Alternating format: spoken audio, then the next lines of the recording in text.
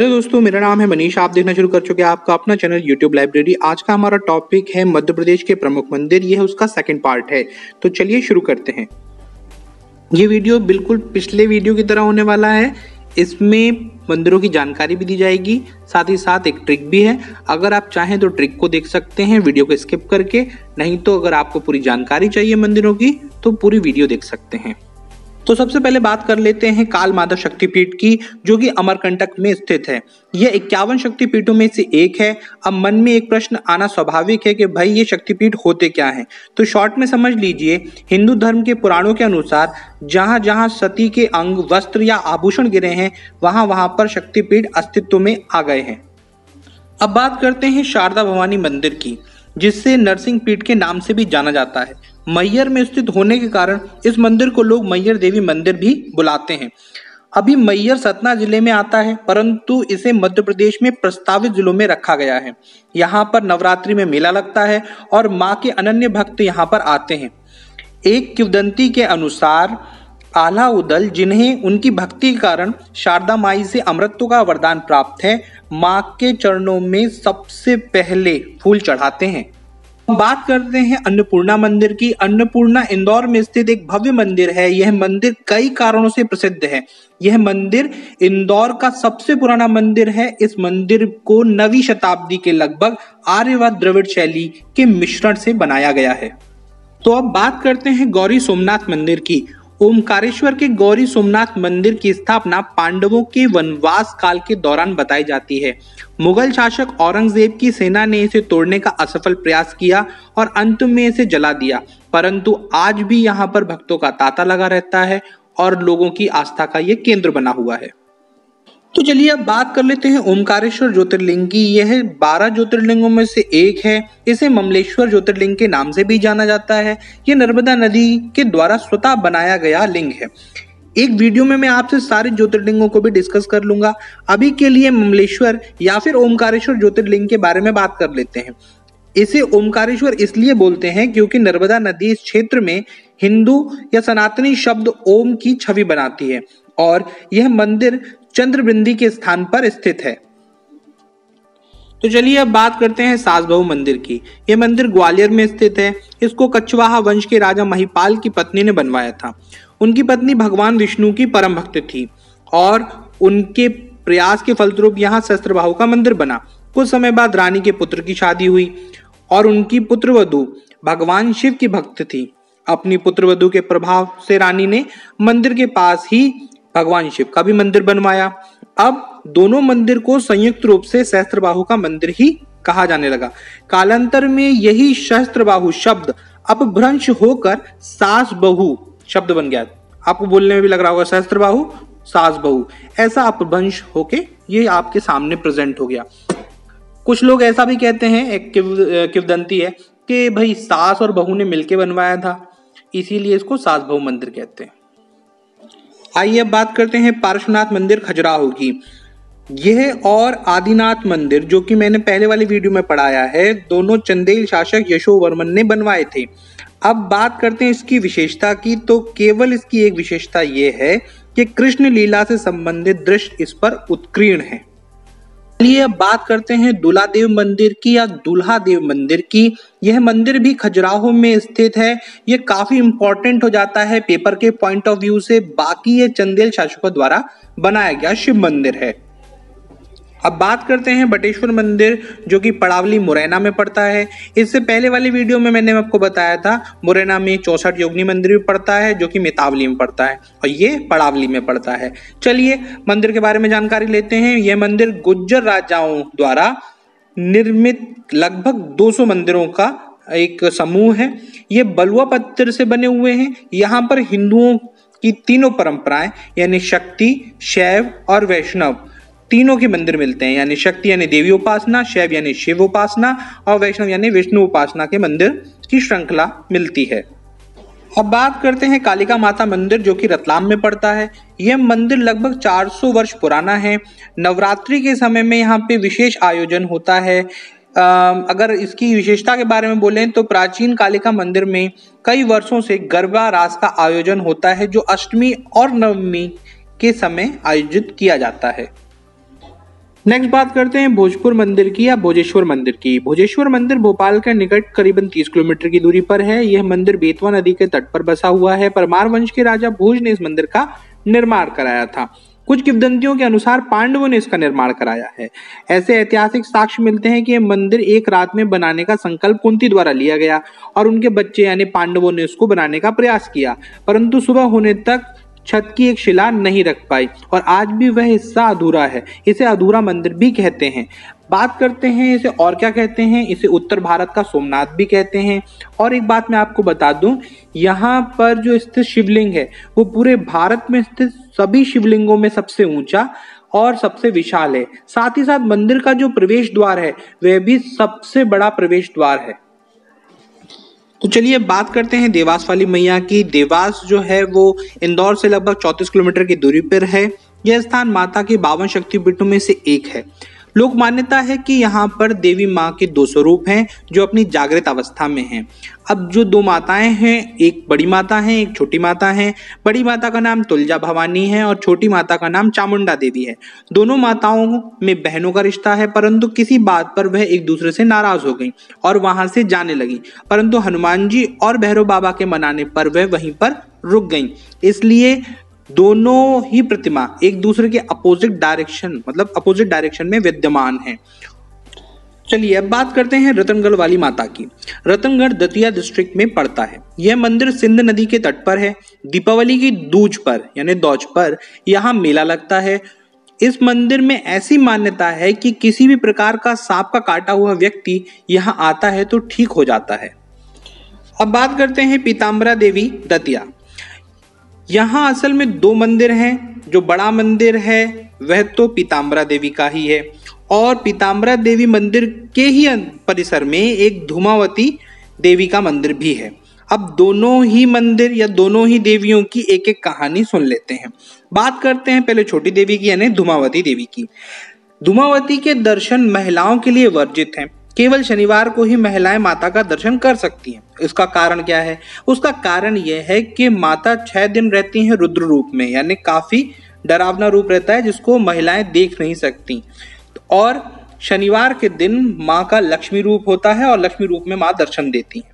अब बात करते हैं पीताम्बरा देवी की। माँ पीताम्बरा की वैसे तो कई कहानियां हैं, परंतु एक ऐतिहासिक तथ्य है और वो यह है कि 1962 में जब भारत और चाइना का युद्ध चल रहा था तो पंडित जवाहरलाल नेहरू माँ की शरण में आए थे। असल में क्या हुआ कि यज्ञ चलना था 11 दिन और पंडित जवाहरलाल नेहरू ने यहाँ पर आके माता से मन्नत मांगी कि हमारे पर बड़ी विपदा आई हुई है, ये युद्ध नहीं होना चाहिए। और फिर हुआ क्या कि मंदिर में अंतिम आहुति जब 11वें दिन हुई है तो उसी के साथ चाइना ने यहाँ पर 11वीं आहुति हुई और वहां पे चीन ने अपनी सेनाएं वापस बुला ली थी। इसीलिए यह मंदिर काफी प्रख्यात है। तो चलिए बात करते हैं चौरागढ़ की, जो कि सतपुड़ा की रानी यानी पचमढ़ी में पड़ता है। पचमढ़ी क्या है? पचमढ़ी होशंगाबाद में पड़ता है और मध्य प्रदेश राज्य की ग्रीष्मकालीन राजधानी भी है। चौरागढ़ को बड़े महादेव जी के नाम से भी जाना जाता है। यहाँ पर त्रिशूल चढ़ाने की मान्यता है। चलिए बात करते हैं तेली के मंदिर की। तेली का मंदिर मध्य प्रदेश के ग्वालियर में ग्वालियर दुर्ग के परिसर में ही स्थित है। यह प्राचीन हिंदू मंदिर है। यह मंदिर विष्णु, शिव और मातृशक्ति को समर्पित है। तो चलिए बात करते हैं ट्रिक की, और ट्रिक में हम सबसे पहले पढ़ते हैं काल माधव को, जो कि अमरकंटक में पड़ता है।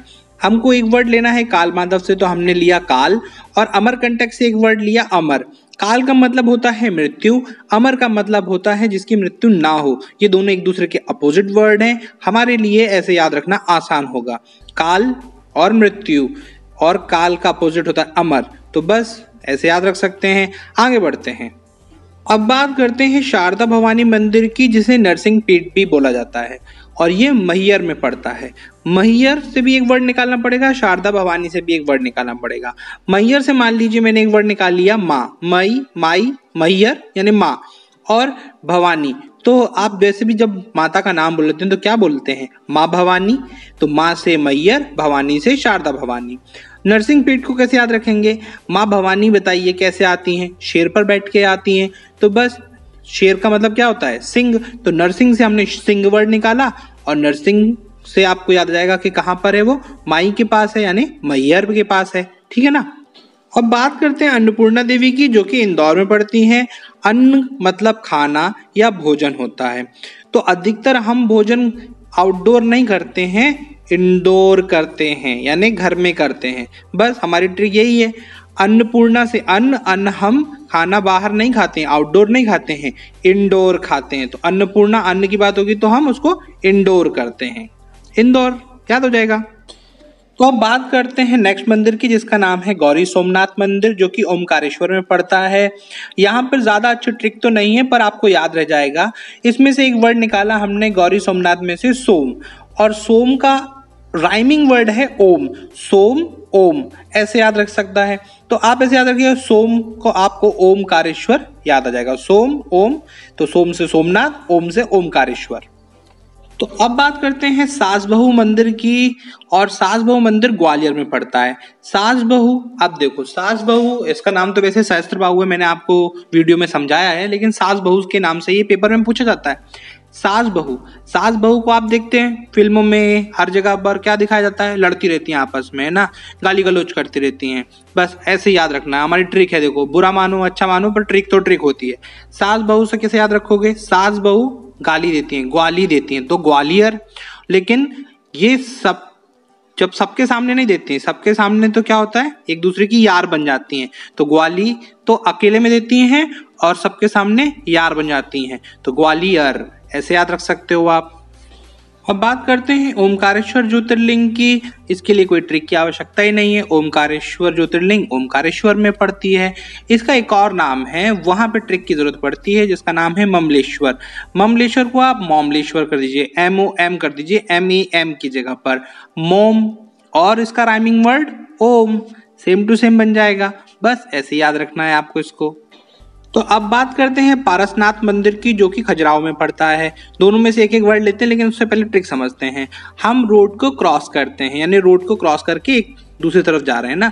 रोड को क्रॉस, यानी रोड का मतलब होता है राहू, राहू से खजुराहो, और क्रॉस का मतलब होता है पार, पार जाना। तो पार का हो जाएगा पारस। तो बस आपको क्या रखना है, रोड को क्रॉस करना है, पार करना है। तो पारसनाथ जैसी पढ़ोगे ना, तो पार किसको करते हो, रोड को करते हो। रोड मतलब राहें, ऐसे आपको याद रह जाएगा। तो पार राहों को करना है, खजुराहों को करना है। चलिए अब बात करते हैं दूल्हा देव मंदिर की, जो कि खजुराहो में पड़ता है। इसमें तो कोई ट्रिक की जरूरत ही नहीं है।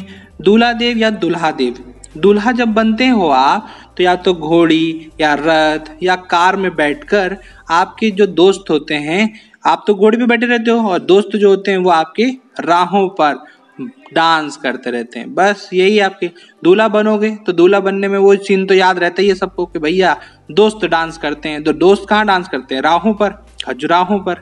बस सिंपल सा है, दूल्हा बने, राहों पर डांस हो रहा है, ठीक।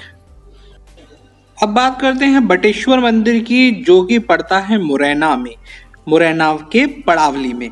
चलिए, बैट, बटेश्वर में सबसे पहला वर्ड है बैट, यानी BAT इंग्लिश में लिखा है बटेश्वर, तो बैटेश्वर यानी बैट। अब क्रिकेटर ही यूज करते हैं बैट को, तो कोई से क्रिकेटर का नाम अगर आपको ऑप्शन में मिल जाए तो आप सीधे सीधे लगा देंगे। ऑप्शन में देखिए, मुरैना को मुंह हटा दीजिए, रैना हो गया, रैना एक क्रिकेटर है। तो बस आपको याद रखना है, बैट आया तो किसी क्रिकेटर को ढूंढना है, और वो कौन सा है, रैना। तो बैट कौन खेलता है, क्रिकेटर, और क्रिकेटर कौन है, रैना। बस याद हो गया। अब बात करते हैं कालिका मंदिर, जो कि रतलाम में पड़ता है। इसमें भी बहुत सिंपल ट्रिक है भाई। पहला वर्ड निकाल लिया कालिका जी का, काली, और रतलाम का रात, तो काली रात होती है। सिंपल सा ट्रिक है, काली रात। तो बस काली से कालिका माता मंदिर, और रात से रतलाम। अब बात करते हैं भोजेश्वर मंदिर की, जो कि भोजपुर में पड़ता है। इसके लिए किसी ट्रिक की आवश्यकता नहीं है। भोजपुर मंदिर और भोजेश्वर, भोजेश्वर मंदिर और भोजपुर, मतलब दोनों ही नाम एक दूसरे को बता रहे हैं कि कौन सा ट्रिक। आपको बस नाम देखना है, भोजपुर भोजपुर मंदिर, या फिर भोजेश्वर भोजपुर मंदिर। सिंपल सा तो है कॉन्सेप्ट। सेम टू सेम ऐसा ही देवास वाली माता मंदिर में भी है। देवास वाली मैया है ना, देवास माता मंदिर कहाँ पर है, देवास में। इसके लिए कोई ट्रिक की जरूरत नहीं है। हाँ, चामुंडा देवी और तुलजा भवानी आपको याद रखना पड़ेगा, है ना। चलिए आगे बढ़ते हैं। बात करते हैं रतनगढ़ वाली माता की, जो कि दतिया में पड़ती है। अब रतन से आपको इसको याद रखना है। रत्न क्या होते हैं ये तो आप जानते हैं, मोती, सोना, चांदी, ये सब क्या है, रत्न है। तो मोती से आप याद रखो, आपने सुना होगा मोतियों जैसे दांत हैं, है ना। बस यही हमारी ट्रिक है, मोती से आपको रत्न याद आ जाएगा और दांत से दतिया याद आ जाएगा, सिंपल। अब बात कर लेते हैं पीताम्बरा देवी जो कि दतिया में पढ़ती हैं। पीताम्बरा का पहला वर्ड क्या है, पिता, और इसका क्या वर्ड है, दतिया। तो कैसे याद रखोगे आप, सीधी सी बात है, आपको माता से बहुत प्रेम मिलता है लेकिन पिताजी आपके थोड़े से आपको डांट देते हैं। हो सके किसी के पिताजी ना डांटते हो, भैया हमारे तो डांटते हैं, तो बस पिता डांटते हैं तो डटिया, बस ऐसे याद रख लो, पिता ने डांट दिया, दतिया, सिंपल। अब यहाँ पे नेक्स्ट है चौरागढ़ जो कि पचमढ़ी में पड़ता है। यहाँ पे चौरागढ़ को दो नाम से जाना जाता है, चौरागढ़ के नाम से भी और बड़े महादेव के नाम से भी। तो पहले हम दोनों नाम से कैसे कोरिलेट करते हैं वो समझिए। चौरागढ़ से याद कर लेते हैं, पचमढ़ी को कोरिलेट कर लेते हैं। चोर सबसे पहला वर्ड, पचमढ़ी में मणि आता है, तो चोर क्या चुरा ले गए, मणि चुरा ले गए। तो चौरागढ़ से पचमढ़ी ऐसे याद रखोगे, चोर मणि चुरा ले गए, चोर से चौरागढ़, मणि से पचमढ़ी। दूसरा वर्ड है बड़े महादेव जी। महादेव जी क्या पहनते हैं भाई, चमड़ी पहनते हैं, है ना, मृगछाला उड़ते हैं। तो आप बस ऐसे याद रखो, चमड़ी, तो पंच का पा हटा दो, चमड़ी तो बचा, बस। तो बड़े महादेव चमड़ी पहनते हैं, तो बड़े महादेव पचमढ़ी पहनते हैं, बस ऐसे याद रह जाएगा, सिंपल है ये भी। अब लास्ट है तेली का मंदिर जो कि ग्वालियर में पड़ता है। आपने कहावत बचपन में सुनी होगी, है ना, मतलब फिल्मों में भी आई है ना, कौन सा वो गाना है, कहाँ राजा भोज कहाँ गंगू तेली, बस यही हमारी ट्रिक है। तो गंगू तेली ये वर्ड हमें याद रखना है, गंगू से ग्वालियर और तेली से तेली का मंदिर, सिंपल हो गया याद। आशा करते हैं आपको वीडियो अच्छी लगी। आज मैं रिवीजन नहीं करवा रहा हूँ, है ना, आप खुद से कर सकते हैं दोबारा से देख के, बस आप इस ट्रिक को याद रखिए। ये दोनों वीडियो आपके लिए बहुत इंपॉर्टेंट हैं। मुझे ऐसे वीडियो बनाने के लिए मोटिवेट करते रहिए, लाइक करिए, शेयर कीजिए, सब्सक्राइब कीजिए और बने रहिए मेरे साथ। जय हिंद, वंदे मातरम।